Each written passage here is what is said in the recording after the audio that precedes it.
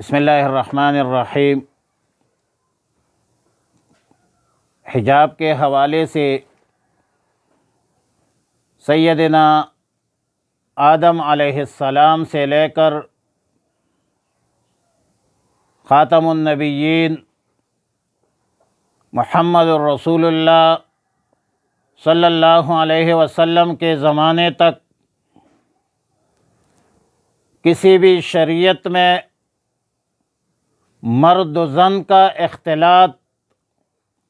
درست نہیں سمجھا گیا، اور صرف اہل شرائع ہی نہیں بلکہ دنیا بھر کے عام شرفاء اختلاط مرد و زن روا نہیں رکھتے اور نہ روا رکھا ہے۔ حضرت موسیٰ علیہ السلام جب سفر مدین پر تھے اور سیدنا شعیب علیہ السلام کی بیٹیاں اپنی بکریوں کو پانی پلانے کے لیے الگ کھڑی تھی، تو اس کی وجہ یہ تھی کہ مرد و زن کے ہجوم میں گھسنا شرعاً، اخلاقاً اور کسی بھی لحاظ سے درست نہیں سمجھاتا، اور مجبوراً بچے ہوئے پانی پر قناعت کرتے تھے، اکتفا کرتے تھے۔ اسی طرح زینب بنت جحش رضی اللہ تعالی عنہا کے نکاح کے وقت، اس وقت بھی جامع ترمذی کے روایت کے مطابق سیدہ زینب بنت جحش وہی مولیۃ وجہہا الی الحائط، یعنی وہ اپنے رخ دیوار کی طرف پھیری ہوئی بیٹھی تھی۔ معلوم ہوتا ہے کہ نزول حجاب سے قبل بھی مردوں اور عورتوں کا بے تکلف اختلاط، بے تکلف ملاقات کا رواج شریف لوگوں میں نہیں تھا۔ قرآن کریم میں اس مرد و زن کے اختلاط کو جاہلیت اولی سے تعبیر فرمایا ہے، اور عرب کے شریف خاندان مرد و زن کے اختلاط کو معیوب سمجھتے تھے، اور اس پر عرب کی تاریخ شاہد ہے، یہاں تک کہ بدھ مت اور دوسرے مشرکانہ عقائد رکھنے والے بھی مرد و زن کا بے تکلف اختلاط کو اچھا نہیں سمجھتے تھے۔ ظاہر ہے کہ اللہ تعالی نے مردوں کی جسمانی تخلیق کو مردوں کی تخلیق سے ممتاز بنایا ہے۔ عورتوں کی فطرت میں حیا کا عنصر اور جوہر رکھا ہے۔ ابتدائی اسلام میں باہمی پردہ کی بھی یہی ترغیب تھی۔ پردہ نسواں کی خاص نوعیت کا اصل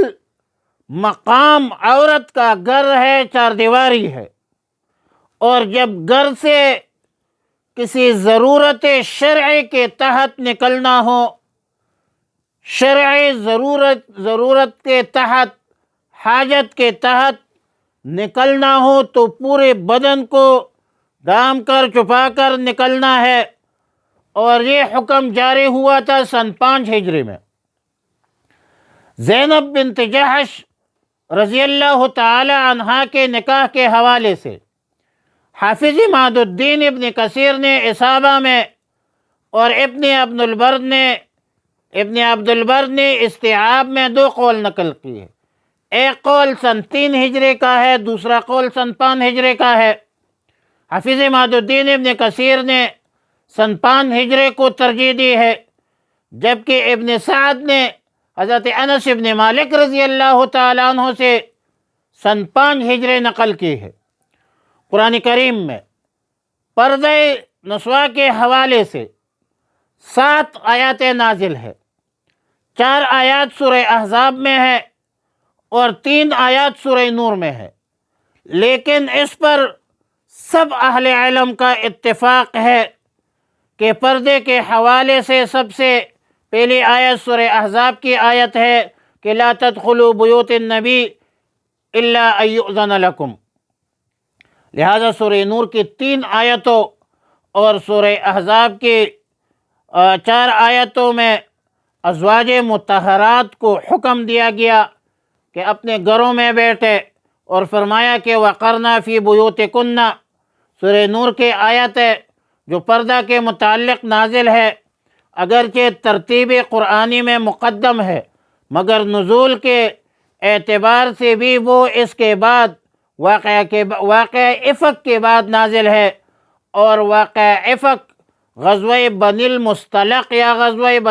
غزوہ مریسیہ سے واپسی کے موقع پر پیش آیا تھا، اور جس کی سن جو ہے سن 6 ہجری میں غزوہ بنی مصطلق ہوئی تھی یا غزوہ مریسیہ ہوئی تھی۔ بہرحال پردہ نسواء، عورتوں کا پردہ شرفاء باعزت لوگوں کی علامت ہے، عزت دار لوگوں کی علامت ہے، مسلمانوں کے لیے حکم شرعی ہے، اور پردہ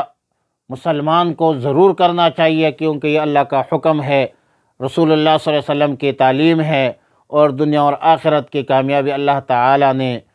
اپنے احکامات اور رسول اللہ صلی اللہ علیہ وسلم کی تعلیمات میں رکھی ہے۔ وصلی اللہ علی النبی الامی الکریم۔